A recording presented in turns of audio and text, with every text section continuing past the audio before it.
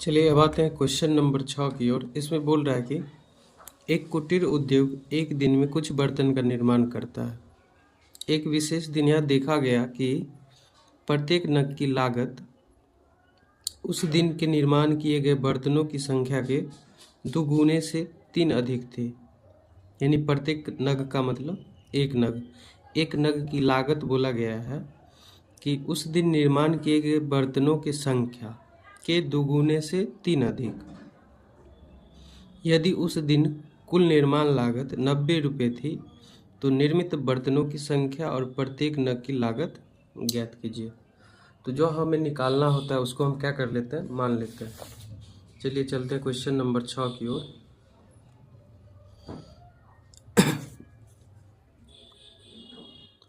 तो question number 6 में बोला गया निर्मित बर्तनों की संख्या ज्ञात कीजिए। तो हम मान लेंगे उस दिन निर्माण किए गए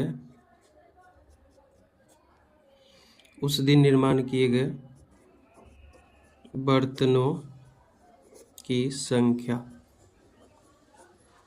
उस दिन निर्माण किए गए बर्तनों की संख्या हम मान लेते हैं कि x बर्तन उस दिन निर्माण किया गया। तो प्रत्येक नग की लागत क्या होगा? प्रत्येक का मतलब एक, प्रत्येक नग की लागत। तो यहाँ पर ये दिया गया है कि उस दिन निर्माण किए गए बर्तनों की संख्या के, यानी प्रत्येक नग की लागत उस दिन निर्माण किए गए बर्तनों की संख्या, उस दिन निर्माण किए गए बर्तनों की संख्या हमने क्या माना है? x। बर्तनों की संख्या के दुगुना, तो दुगुना क्या होगा? 2x होगा। दुगुने से 3 अधिक है।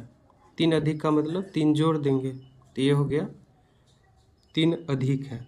तो प्रत्येक नग की लागत उस दिन निर्माण किए गए बर्तनों की संख्या के दुगुने से 3 अधिक है। तो क्वेश्चन में जैसा बोला गया था वैसा हम कर देंगे। यहाँ से प्रत्येक नग की लागत आ गई। अब प्रश्नानुसार ये हम देखेंगे, प्रश्नानुसार बोला गया है कि यदि उस दिन की कुल लागत 90 रुपये थी, यानी बर्तनों की संख्या कितना है? x। इसकी कुल लागत जो है 90 रुपये थी और एक बर्तन की लागत कितना दिया गया है? 2x प्लस का 3। तो कुल लागत हम कैसे निकालेंगे? x को इंटू एक नग की लागत जो है उससे गुणा कर देंगे। जैसे हम एक एक नियम पढ़ते हैं कि एक पेन की कीमत 2 रुपया है तो 5 पेन की कीमत 5 दूनी 10 रुपया। तो उसी प्रकार x बर्तन, टोटल कितना है? x बर्तन। तो एक बर्तन की कीमत कितना है? 2x प्लस 3 रुपया। तो x बर्तन की कीमत क्या होगी? 2x प्लस 3 गुने का क्या होगा? x।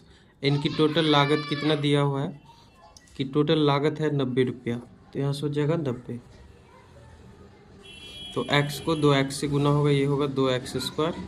x को 3x से, ये हो जाएगा 3x। इधर प्लस का 90 है, इधर आएगा माइनस का 90 बराबर का 0। अब यहाँ से हम क्या करेंगे? अंतिम वाले पद को शुरू वाले पद से गुना करेंगे। तो ये हो जाएगा 90 दूना 18, 180। इनका हम अभाज्य गुणनखंड कर लेंगे। ये जो आया हमें 180 अभाज्य गुणन, 2 से लगेगा 90, 2 से 45, ये होगा 3 से 15, 3 से 5, इतना आ गया। अब हम क्या करते हैं? अंतिम पद के ठीक पीछे वाला चिन्ह देखेंगे, घटाव का है तो घटा करके 3 आना चाहिए। यहाँ से 2 संख्या ऐसा हम लेंगे।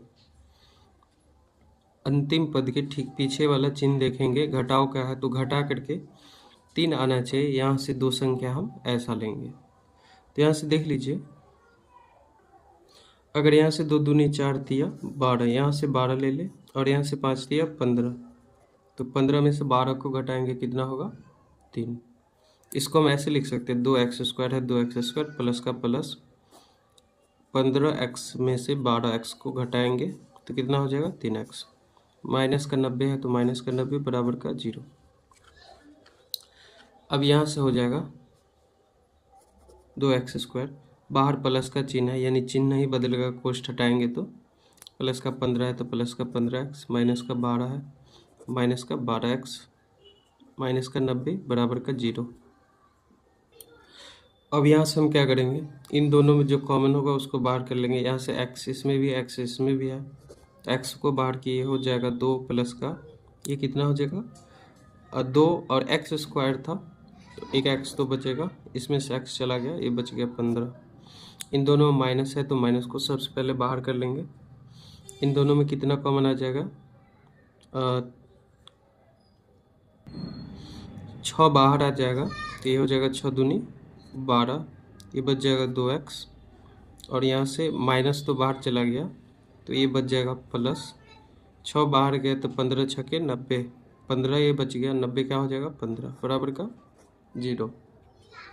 यहाँ सब हम क्या करेंगे, एक हो गया x माइनस का 6, एक हो गया 2x प्लस का 15 बराबर का 0। अब इन दोनों को हम अलग अलग कर लेंगे, x माइनस 6 बराबर का 0, इधर माइनस का 6 इधर गया प्लस का 6, यहाँ से ये हो गया, एक x का वैल्यू इतना गया प्लस का 6। अब यहाँ से देखेंगे 2x प्लस का 15 बराबर का 0, प्लस का 15 इधर जाएगा, माइनस का क्या हो जाएगा 15, x के साथ 2 इधर गुने का इधर जाएगा भाग का, माइनस 15 भाग का 2, तो एक x का वैल्यू आ गया कितना माइनस के 15 बट्टे का 2।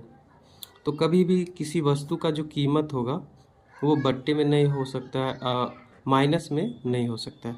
किसी वस्तु का कीमत क्या होगा माइनस में नहीं हो सकता है। कभी हम ऐसा सुने कि आलू की कीमत -10 रुपये केजी है तो माइनस नहीं हो सकता, तो ये प्लस वाला क्या होगा आपका आंसर होगा। तो x की कीमत x का जो सही आंसर होगा, x का वैल्यू कितना होगा 6। तो हम x किसको माने थे, बर्तनों की संख्या, तो यहाँ से बर्तनों की संख्या कितना हो जाएगा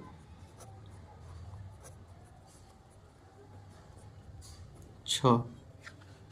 और उस दिन प्रत्येक नग की लागत, तो प्रत्येक नग की लागत क्या हो जाएगी,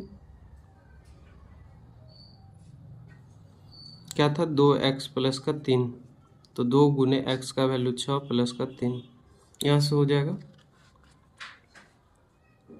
6 दूनी 12 प्लस का 3, 12 3 15, प्रत्येक नग की लागत क्या हो जाएगी 15।